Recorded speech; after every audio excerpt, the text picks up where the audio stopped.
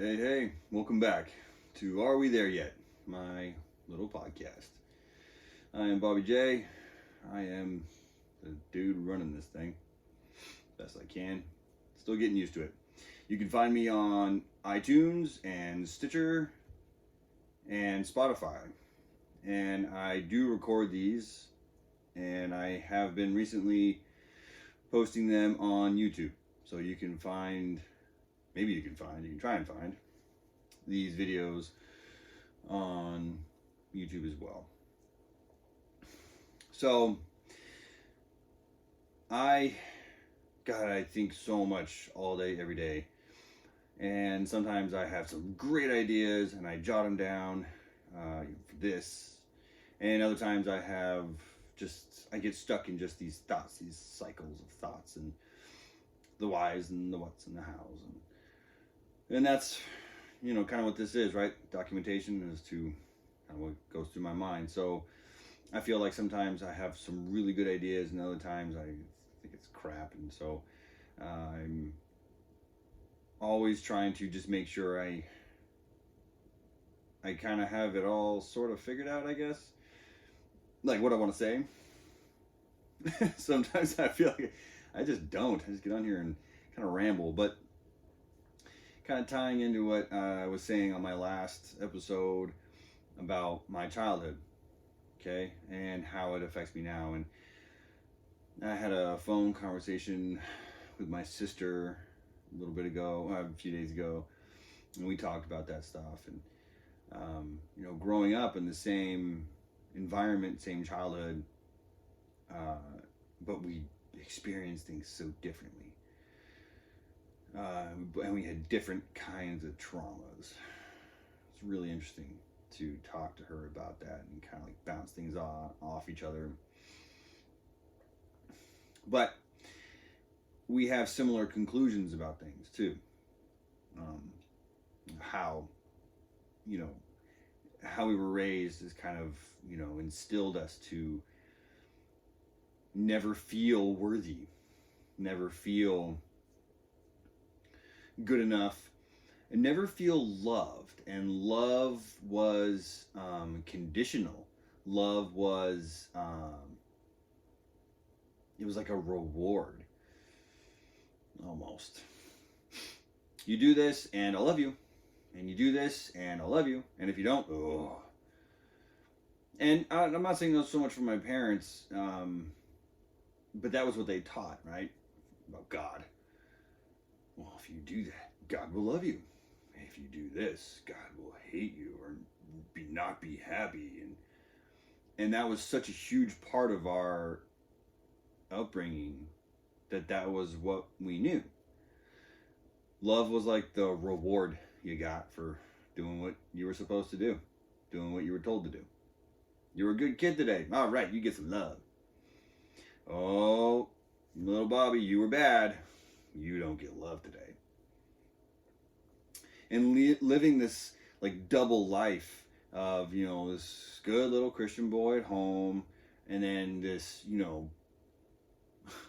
total opposite at school. It was no wonder I was so angry and so mouthy and just a little shit stain. I just was rebelling, and I was, kind of like letting it all hang out, right? And just, I was able to breathe. When I left my parents' house, I was able to breathe. But it was this double life, and so it was also a lie. Growing up, my life was a lie. I was either lying to my parents and to God, or I was lying to, family and friends and classmates. I was always lying to somebody. And other like weird revelations is kind of like I kind of don't know who I am. I never really had a chance to figure that out like completely, because it was always, who was I supposed to be? And then after a while, I was just kind of being this person that, I don't know, it was whatever I wanted it to be. because it was a fucking lie anyway.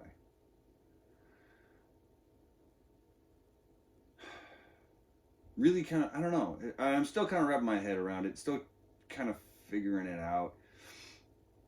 But my sister, you know, when I was telling her these things, she was like, yeah, totally, and she experienced and experiences, you know, similar things, and she's working through similar stuff. And it's kind of interesting that my sister, who's she's 4 or 5 years older than I am, myself, and my younger brother, he's 2 years younger than I, and the three of us are dealing with similar things, right? We're all three of us are kind of like dealing with kind of similar stuff in our lives, you know, trying to figure out who we are and just figure our shit out, right? It sounds like we're a fucked up family, and yeah, fuck, maybe we were. I don't harbor as much, I think, hatred or resentment. Resentment's probably a better word. I think it's my sister. And I believe she has good reason to feel the way she does. She experienced things that I did not. But regardless of that, I do believe that she has more resentment and pent-up anger about it than I do, towards my parents specifically. But, you know, like I said, we had different experiences. I think for me, I'm more interested in, now that I kind of, I guess, accept, you know, why, I'm more interested in just kind of like figuring out, or just realizing it, just bringing it to light, right? Seeing it and understanding, like, okay, this is where it all kind of started. And what can I do about it now? And kind of had this phrase run through my mind today, and the phrase was recipe for my life, recipe for my happiness. Now, I believe everyone wants to be happy, myself included. This is this what I'm on right now is something else I thought of today, is I'm not searching for anything. I am exploring. Because this is never going to end. This, you know, I use so many cliches in this, but this journey that I am on, it's never going to end. So it's not a search, because a search is, you know, I mean, I guess you could search for something for the rest of your life, but it's not like I lost something. Maybe I lost myself along the way, but it's an exploration. It's a discovery. It's an adventure, right? This is a fucking adventure. And I kind of needed to realize that, I guess, and then just kind of open up more to it. But I realized that not everything is about happiness. It's a lot more than that. Happiness is a big part of it. It's love, right? And I've talked about this earlier on in some of my earlier episodes, but I kind of feel like I have to keep kind of reminding myself that is a big part of it as well. So it's that balance, being responsible, having fun, loving myself and my daughter and my siblings and my parents and the rest of my family and my friends and everyone else that I know. If you're in my life, you're there for a fucking reason. I don't just keep losers around. So I gotta love you. If I don't love you, why would I keep you around? So that is my recipe for life. It's all those things, right? You think about a recipe, right? Growing up, my mom taught us kids how to bake. And it was always a lot of fun. The kitchen was kind of open. She'd go in there and she had this recipe box. You can go in there and find a recipe. We made everything from scratch. It was great. It was actually a lot of fun. And it's something I still enjoy to do. My daughter loves to do it, especially with her mom, with my mom, you know, her grandma.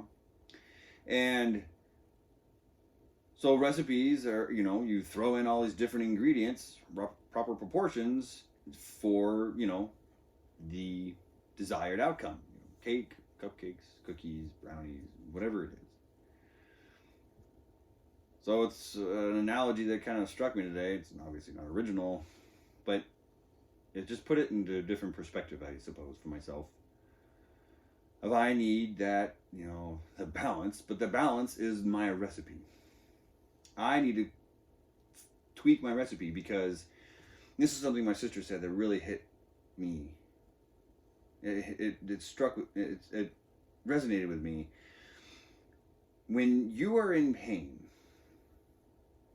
I'm not talking physical pain, I'm talking about emotional pain. When you're unhappy, any emotional pain, it's there because something ain't right inside us.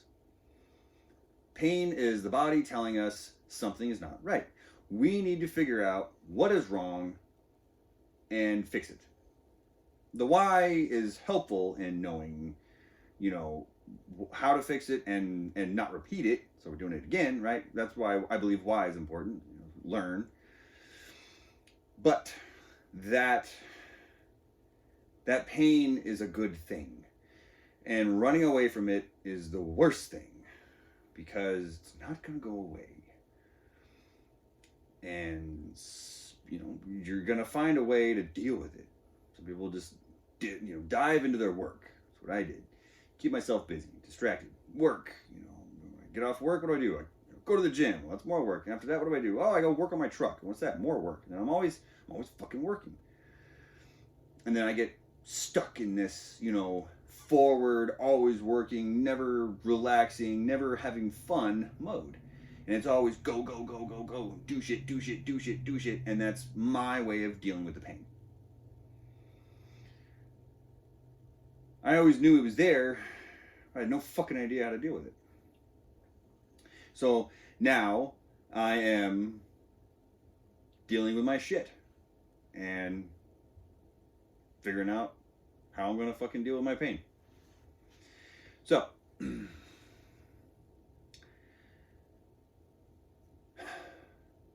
that's you know, the epiphanies I had today, right?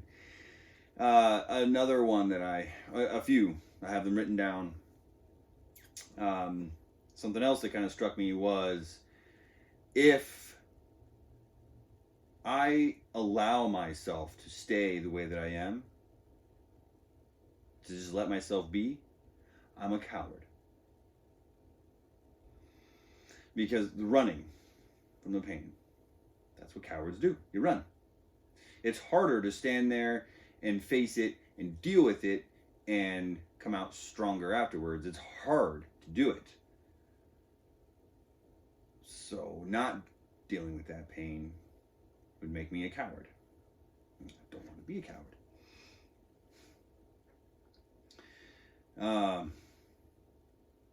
Another thing that I have written down here that I try to remind myself of is change your reality, or at least change how you see it. And I think that's an interesting way to, you know, say, find the silver lining, or, you know, if you're looking at something and you're struggling, kind of just feel like you hit a wall, step back and try and look at it from a different angle. You might see something there that you didn't see from the other angle. Another saying that I have written down here that I like is, the truth is only offensive when you are lying. That, I can say for sure, is very true. When somebody tells me the truth, or it's when I'm lying and somebody knows it, and they tell me the truth in return, it's offensive. I am offended. Offended, I tell you. It's because I know I'm full of shit. But knowing that also, gives me a tool in dealing with other people. Sometimes I wonder, why are you getting so offended right now? But now I know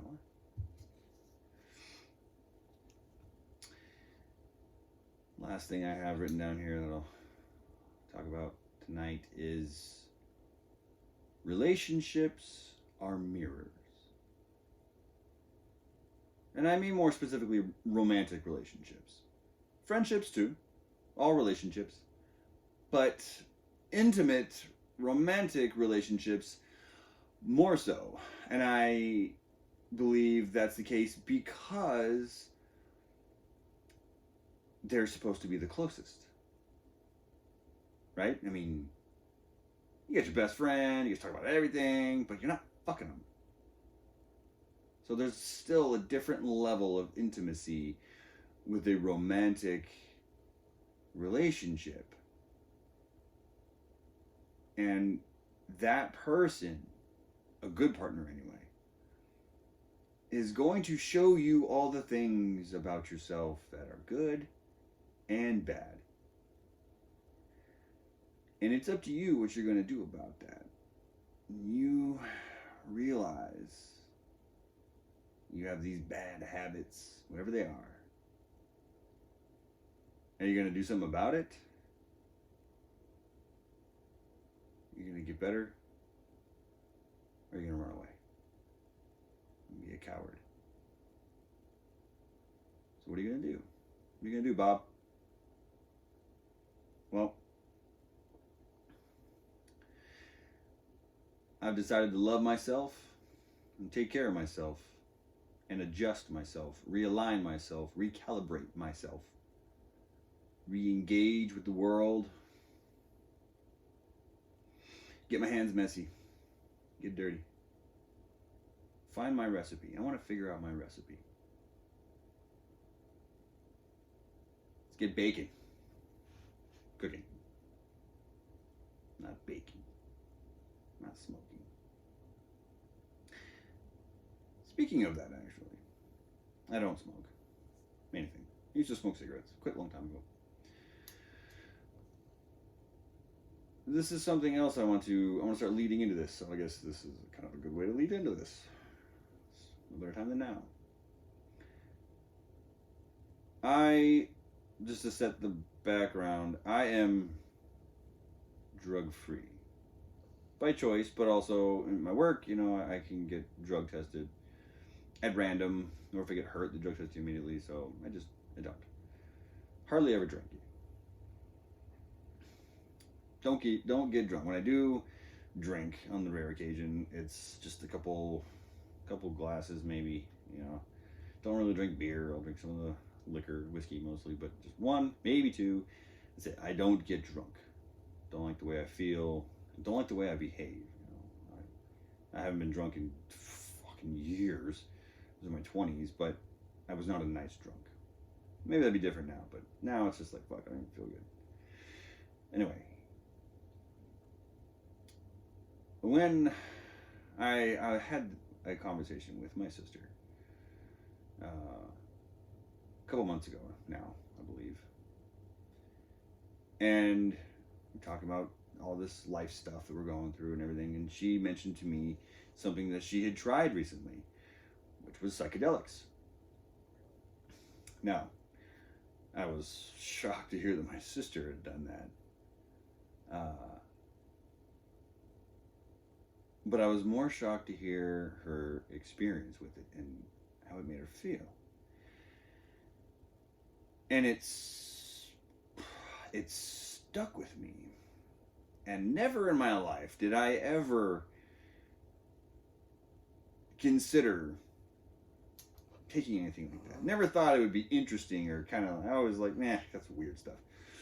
Who wants to experience that weird shit and hallucinate and just be nuts?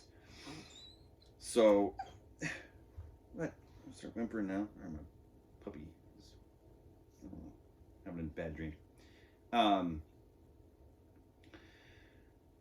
So she told me about the psychedelics and, her experience with it, and she got really into it. She did a ton of research And she got into it, you know, I mean, she'll even say her words that she's obsessed with it now, right? She got really, really into it. And it got me interested, to say the least. So she recommended, you know, this book. So I downloaded this book. I'm gonna listen to this book, and you know, it's the book. It's called, you know, How to Change Your Mind, I believe is what it's called. And it's this guy, and he's coming at it from a, you know, a skeptical angle of like, what is this, and what can it do, and it talks about the history, psychedelics, and all these people, and all these, and so. The more I learn about it, the more I'm thinking, holy shit, this is something I want to do. This is something that I want to try.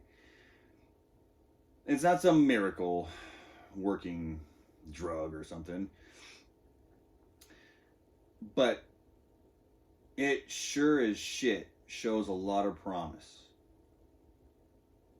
And I want to, on my next episode, go into it more. And I want to bring my sister on, maybe not this next episode, but the one after that, bring her on so her and I can talk about it. And then we're gonna, yeah, after that, I think I might have a experience. I might try some psychedelics, and then we'll see how it makes me feel. I'm hoping it kind of opens things up for me. And I'll explain in the next one kind of how it works, you know, chemically, and just all this. It's really fascinating, really interesting. I never ever imagined. But I feel like I'm at the right time in my life right now for that. I'm at the right point. This, you know, kind of on the right path. I think if someone just takes it as a recreational fun, will be just recreational and fun, which is fine. Do what you want to do. From what I understand, it's relatively harmless as long as you take proper dosage and you're in a safe area. But it can actually be very therapeutic. It's been around since the 50s, I believe, and it's been used in countless therapeutic sessions and thousands of people for decades and decades. Went underground for a long time after the 60s, but now it's making a comeback, and it's actually in the, you know, early 2000s it started coming back in at the medical world, and it's actually there, and there's data coming out showing lots of positive results. I'm getting ahead of myself. I'll save all this for the next episode. Signing off. You guys have a great night. Remember to love yourself. And thanks for listening. I appreciate it. I love you guys. Talk to you soon. Good night.